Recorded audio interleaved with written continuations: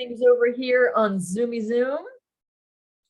Turn the volume up a little bit. Good evening, everyone. It is Read with me, Debbie Cromack, the author of Someone Exactly Like Me. This is the book that we are reading, and it is available on Amazon in ebook, in paperback, and free to read on Kindle Unlimited.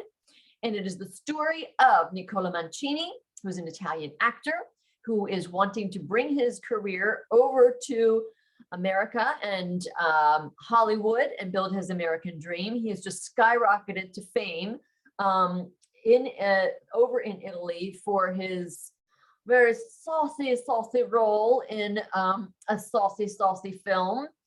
And now he wants to start things in America.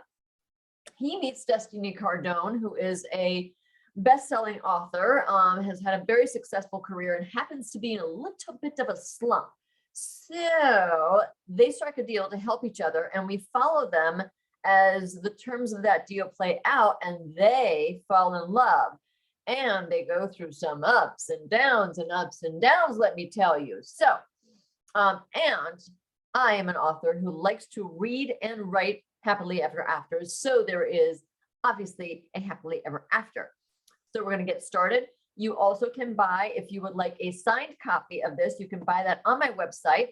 It's debbiecromack.com. They're $15 in the continental United States.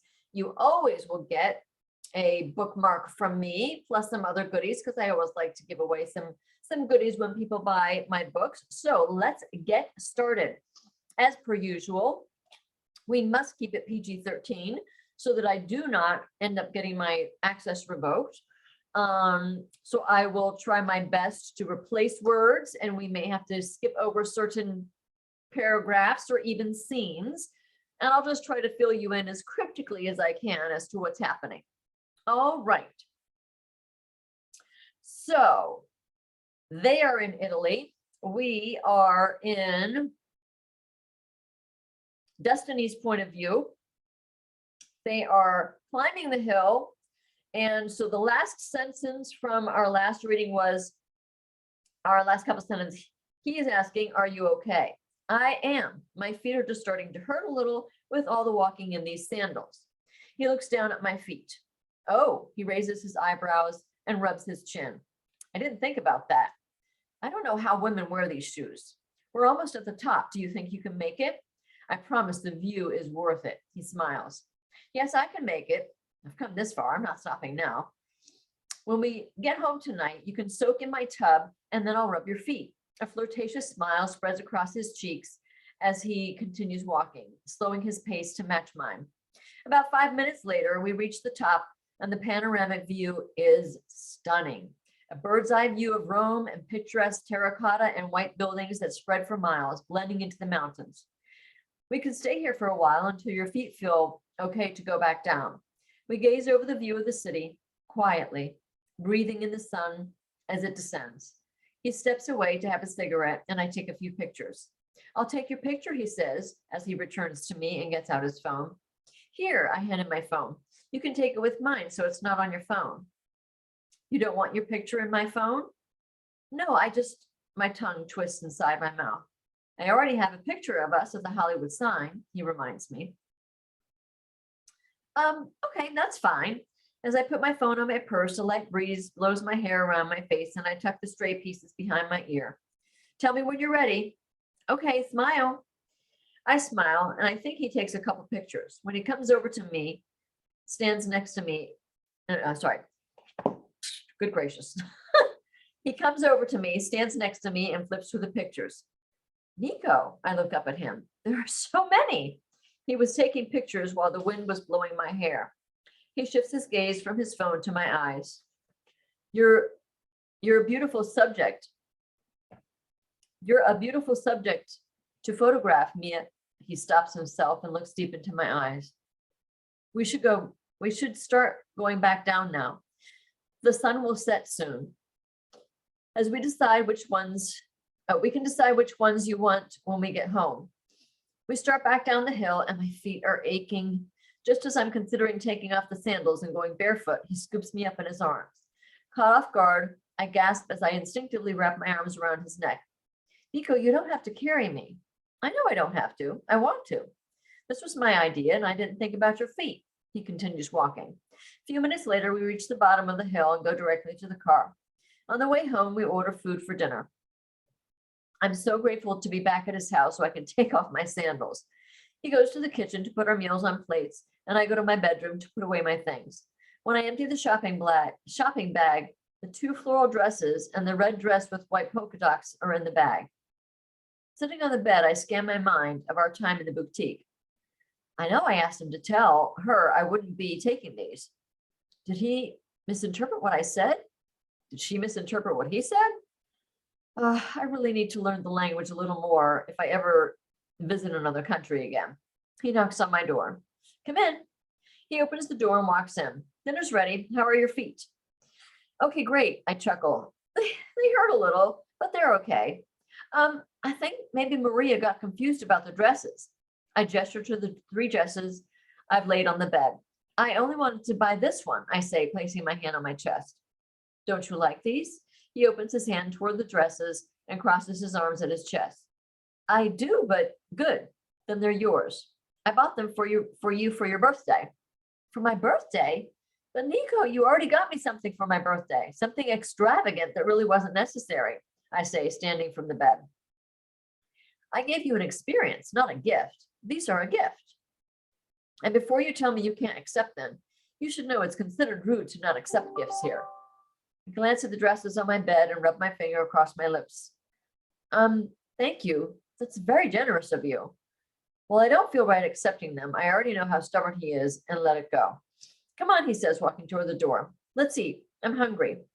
We enjoy dinner, sitting on our pillows at the coffee table in front of his white leather sectional and talk about the day's adventures.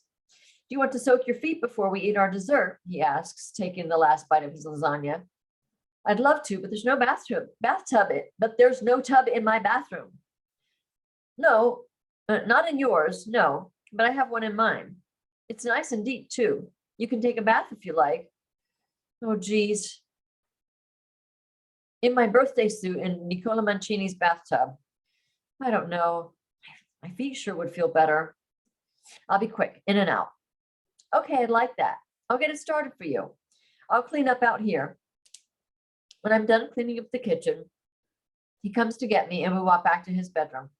Don't look at his bed.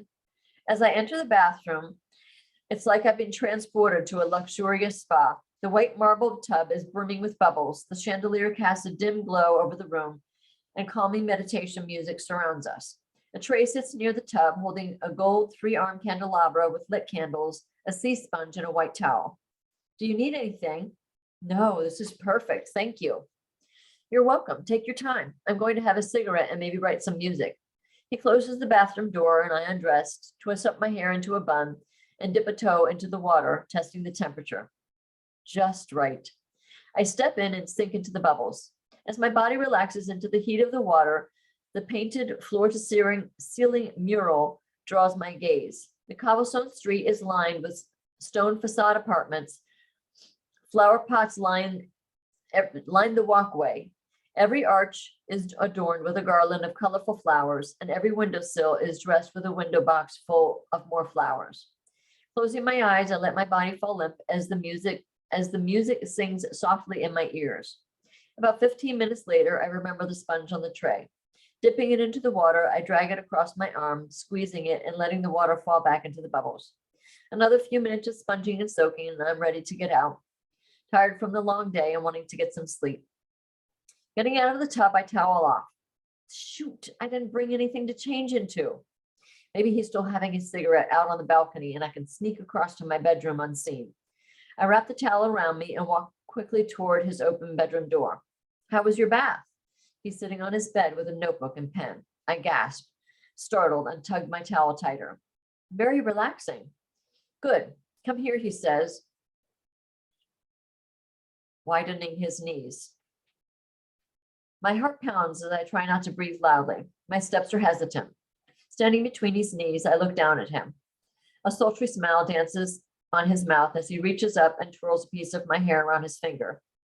I like these wet curls around your neck. He moves his eyes to my hair wrapped around his finger. Whether he does it intentionally or not, he quickly runs. I don't know if I can say that or not. So we'll skip it. Are you ready for dessert now? Breathe. Yes, I just need to get changed. I forgot to bring pajamas in with me. I see that, he says, releasing my hair from his finger. Goosebumps cover my body. Go get changed and I'll meet you in the living room. Okay. I turn immediately and walk quickly out of his bedroom and down the hall and across to my bedroom. Closing the door behind me, I flop on my bed. It was nothing. I can do this. Sitting up, I take off my towel and put on my camisole and shorts. Grabbing my sweatshirt, I put it on and go back out to the living room. Our tiramisus from last night are on the coffee table, and he's sitting on the sofa with the TV remote in his hand.